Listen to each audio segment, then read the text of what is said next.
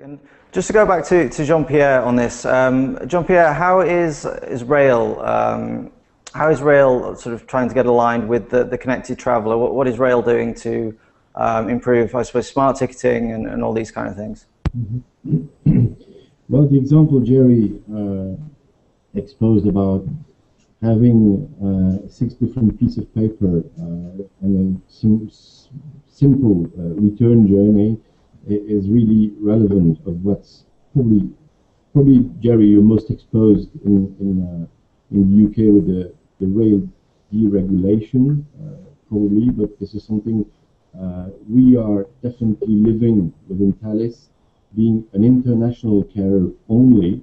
So we are going across 4 networks: the Belgian one, the Dutch one, the German one, and the French one, using various distributors, as you said, as someone said, having their own systems each of the time, and the after-sale experience, passenger experience, can turn into a nightmare for our passengers, depending which fulfillment support they have and where they are, and talking to who exactly about distributors. So this is something we are definitely working on. This is why we launched our dematerialized solution, kind of e-ticket within Thales. This is called ticketless, which is sellable across the whole network. But that unity, I'm talking here fulfillment and ticketing, but that unity is something we definitely need within railways. And as I was saying before the call started, this is something we need, a kind of IATA in the railway industry. There are some entities trying to regulate the segment, the sector, but this is still too shy to go into a real good passenger experience. Basically, as long as railways will have their main revenue in the national revenue, they won't have many reasons to go out and trying to have a standard just across Europe. Let's say Europe. This was, I think, as Mike said, in the airline world, it was not done in a day, but airlines are definitely international carriers. Fair enough. Some of them, some American, had a big chunk of their revenue in the national traffic, but I'm taking BA as an example. Definitely BA, most of the revenue comes from international traffic. And if you go international, you are in contact with other carriers, you are in contact with different people, different standards, and this is why there is a real need for unity and for standards. As far as the railway is concerned, this is something we're very much far from, and this is one of the big differences between airline and rail. So coming back to your question, what we are doing in terms of fulfillment, I spoke about ticketless, for instance, our dematerialized solution, but we of course communicate with our passengers through SMS, that we call SMS de placement. So basically communicating to the passenger where he's going to be seated, in which coach, and the travel details.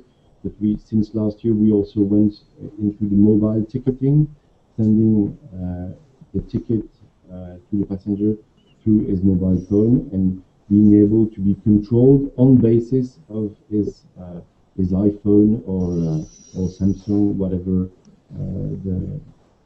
the phone is. So basically, we are going down this way, but once again, this is something Thales has developed and which is available on Thales.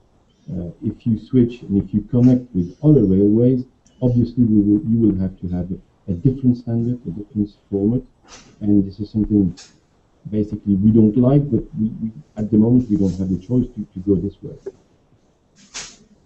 Okay, Jean-Pierre. So you're saying that you're making some headway in this, and obviously catching up with the airlines when it comes to these kinds of technologies. And obviously, an organization like IATA would be very helpful in sort of getting these standards out to the rail industry. Yes, yeah. Let's be honest. Airlines, in some aspects, are a model for us. This is why, for instance, we have developed in Germany something pretty new. This is not the first time this has happened, but we are Thales. We are, by the way, member of IATA. We have a code 2H, and so we're affiliated to the BSP in Germany, and we are sold in the air pages, air primary pages of Amadeus. We have developed functionality together with Amadeus, and we are sold exactly as an airline.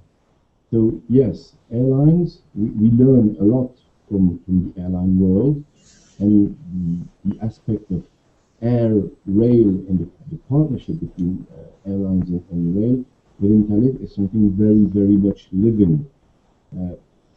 Something I didn't mention yet, but in that aspect of partnerships between air and rail, we feel that airlines are not that much interested yet into those partnerships. Some are, but when you go to conference like we had last week in Frankfurt, well, there was only one airline.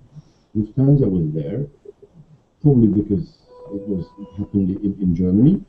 But we feel, and I'm not talking only for Thales here, but we feel there is a lack of interest of airlines. There is so much to do in those partnerships, and there is so many opportunities of win-win opportunities for both sides that sometimes I'm wondering why, basically.